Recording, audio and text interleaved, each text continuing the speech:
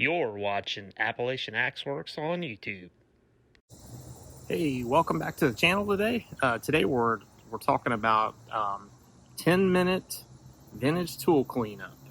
A lot of people, look on our Etsy shop and our website and see, they see these tremendous legacy restorations that we do. We spend many hours on those tools, but you don't necessarily have to spend that much time on a tool to put it back into service. And you can actually do it in about 10 minutes.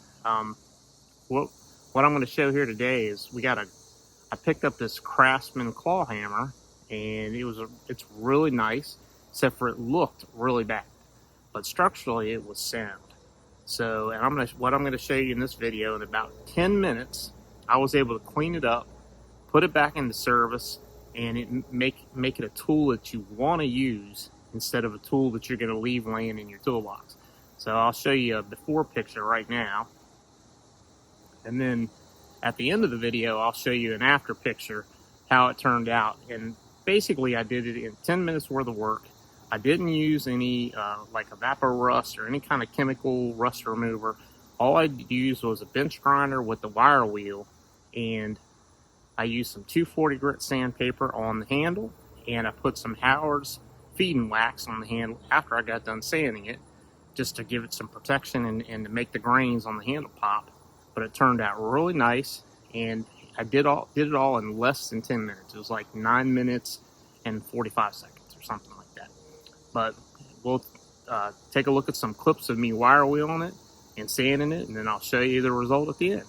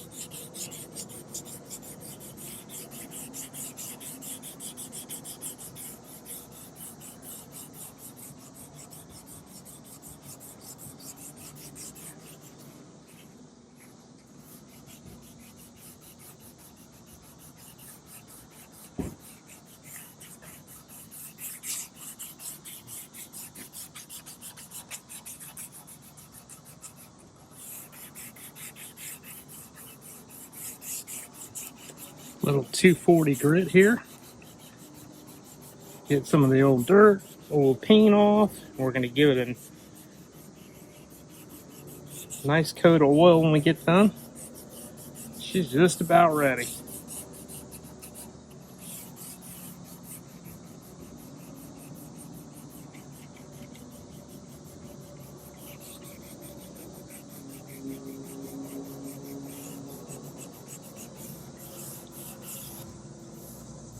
Yep, nice and smooth. We're getting there.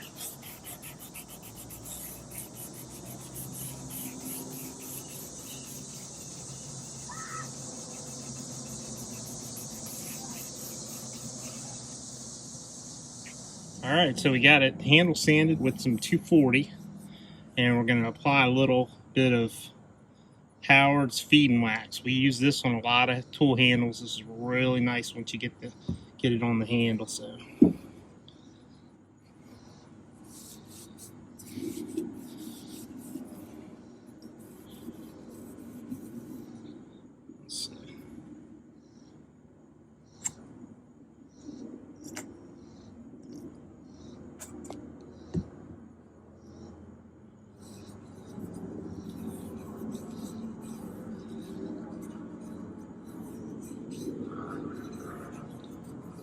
there we go.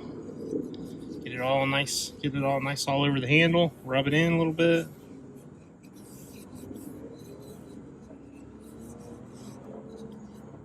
Get it rubbed into the wood. Now that feeding wax has got orange oil, beeswax in it, so it's got a nice protective coat for it. And then once it dries, you can even buff it up. It'll buff up nice too. But look what we got there though. Turned out to be a nice looking tool. Went from rusty, grubby looking, and got a nice finished Craftsman tool. And that is our 10-minute tool cleanup. Well, there you go. That was about a little bit less than 10 minutes worth of work, and ended up with a great result. So we'll show you a picture of the end result right now, and then I'll show you a side-by-side picture of the before and after here, so you can take a look at that. And it turned out really nice, and that was all done in less than 10 minutes worth of work.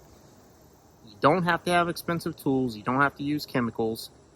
You can pick up a bench grinder at a yard sale or a junk store for $10 or $15 a lot of times. I see them all the time for that. And a lot of times, if you're willing to spend 20 bucks, you can even find them sometimes with a stand.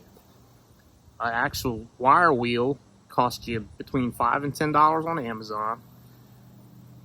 That's all you really need to clean up a tool and put it back in service. And as you see in that before and after picture, you know, the before picture, if those two tools were laid in the toolbox together, you wouldn't want to pick up the one on the right. You would want to pick up the one on the left and use it. So, and that's just human nature. You're going to want to pick up the nice looking tool and not the rough looking tool.